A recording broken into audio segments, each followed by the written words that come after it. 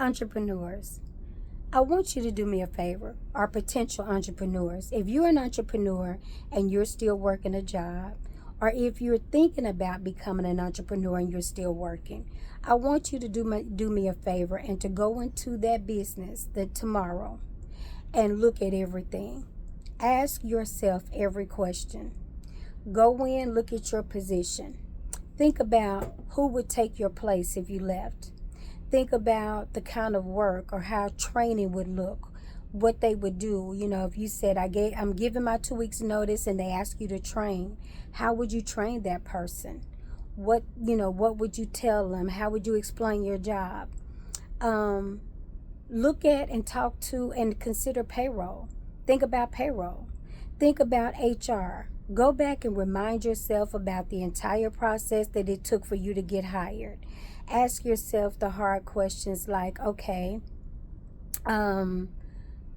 what questions did they ask me? What were the interview questions? Did I get tested? Did they verify my identity? Did they drug test me? What are the policies? Go back and look at the policies. If you have a 401k, how you get your payroll? Do you get a direct deposit? Are they taking out enough taxes? Did you fill out forms? How do you look at your payroll slip? If you don't work in accounting, go look in accounting. Ask, questions like, different things that you do. If there's deadlines you have to meet, start looking at the rest of the other end of it. Like, okay, if I don't meet the deadline, what happens? Who gets the stuff after it leaves my desk? What is the process? Why do we have this process? Does the process make sense? What does my coworker that I talk to every day, what do they do? What is the coworker that gets on your last nerve?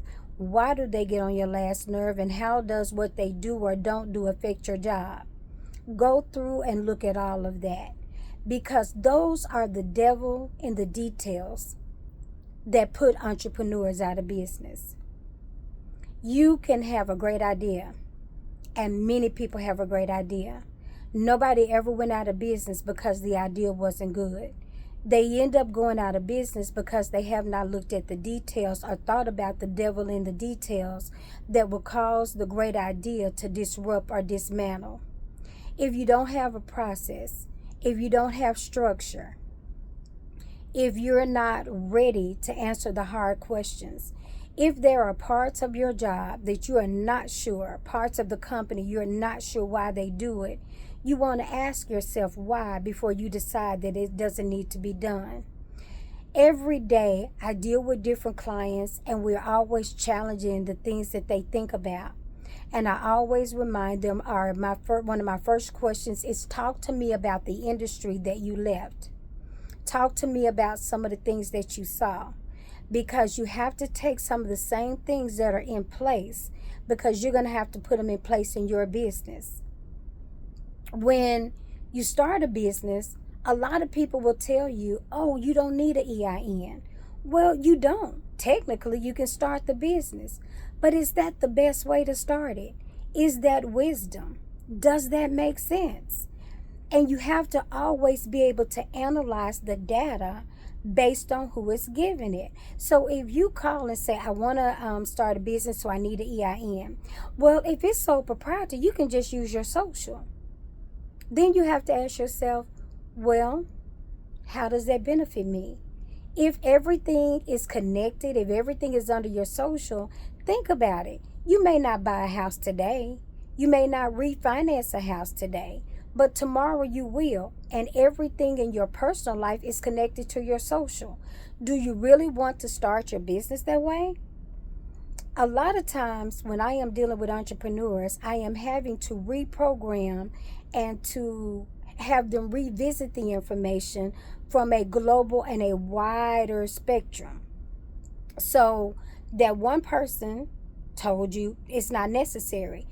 All of that information was true. But is that the best way for you to operate a business? You have left your job. This is now going to be your income. Do you really want everything tied to your social? If something was to happen in your business, it's under your social, and now whoever is suing you can get their hands on everything because you didn't take the next step. And you'll say, well, they told me consider the source. With a business consultant, I am going to look at not only one piece of your business, but we're going to look at every piece of it. We're going to look at, okay, what are you doing today and what are you going to do tomorrow?